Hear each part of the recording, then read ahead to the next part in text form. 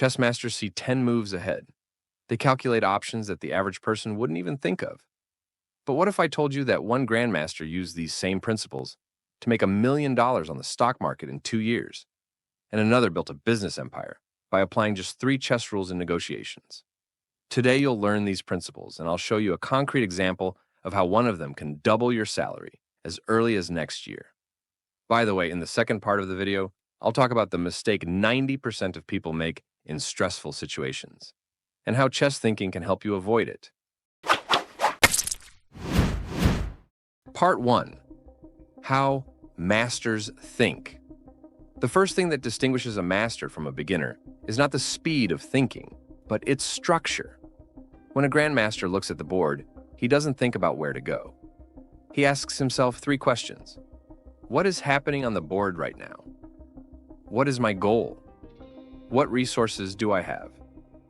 Let's take a simple example. The average player sees his piece being attacked and immediately removes it. A master, on the other hand, first assesses, what happens if I don't remove it? Maybe I'll get something in return. This is called positional thinking. The master always evaluates not an individual move, but a change in the overall position.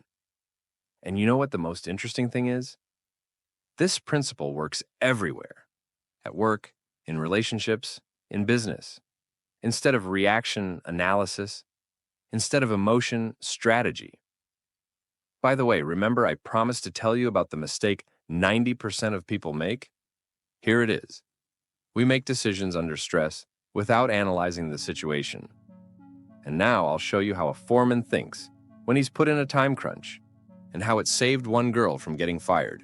Guys, I have an ambitious goal this year to reach 50,000 subscribers on the channel. If you enjoy my content and want to support me on this journey, hit that subscribe button now.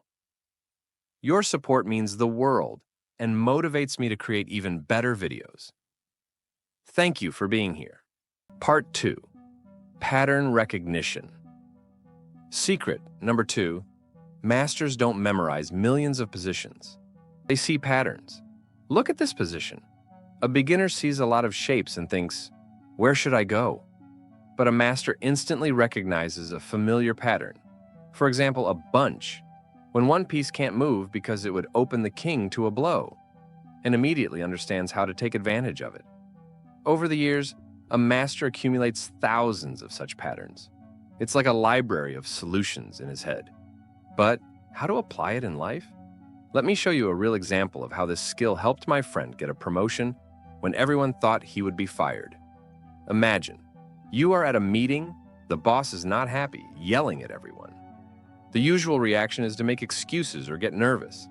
But my acquaintance applied chess pattern thinking and recognized the situation. I've seen this before. He's not mad at us. He's panicking about a blown deadline on a major project. The best strategy is to offer a concrete solution right now. And guess what? 2 months later, he was promoted to department head. Why? Because he was the only one who was thinking strategically instead of emotionally in a crisis situation. And at the end of the video, I'll give you a checklist of 5 questions to help you recognize patterns in any situation. Part 3. Weekly application. Now specifically, how to use chess thinking in the 3 main areas of life. And attention. In the section on finances, I will show you a mistake that cost my friend a lot of money. Don't repeat it.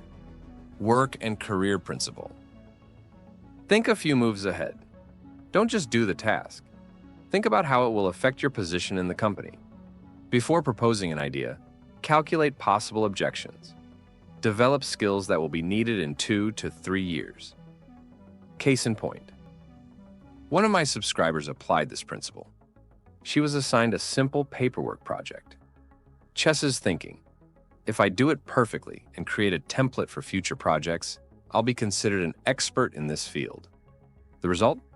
6 months later, a promotion and a plus 40% salary. By the way, do you know what the biggest mistake in salary negotiations is? I'll tell you in the next section.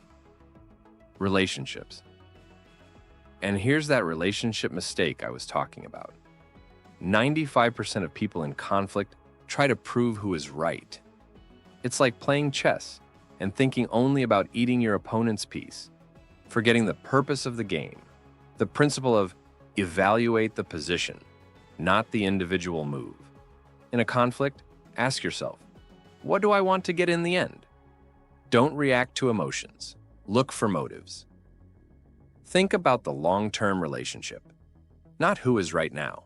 Real story. A couple I know was on the verge of divorce. The husband came home angry all the time, and the wife took offense. They applied chess logic. What if his aggression is not about me? What if it's a defensive reaction to stress? They started talking about causes instead of symptoms. Now they have a second child and a strong family. Finance and investment. Now that expensive mistake I was talking about. A friend of mine saw that one company's stock was going up every day and decided, I'm going to buy while they're going up.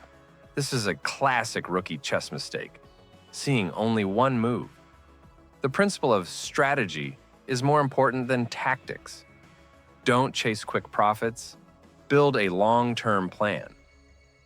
Every spend is a move. Ask, is this getting closer to my goal? Diversify risks like a master protects the king chess approach. Analyze first, then act. If he had spent an hour studying the company, he would have seen that they had a debt problem. The stock went down in a week.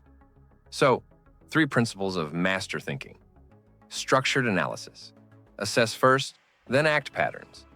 Accumulate experience and recognize similar situations. Strategic planning. Think several moves ahead. Now for that checklist I promised.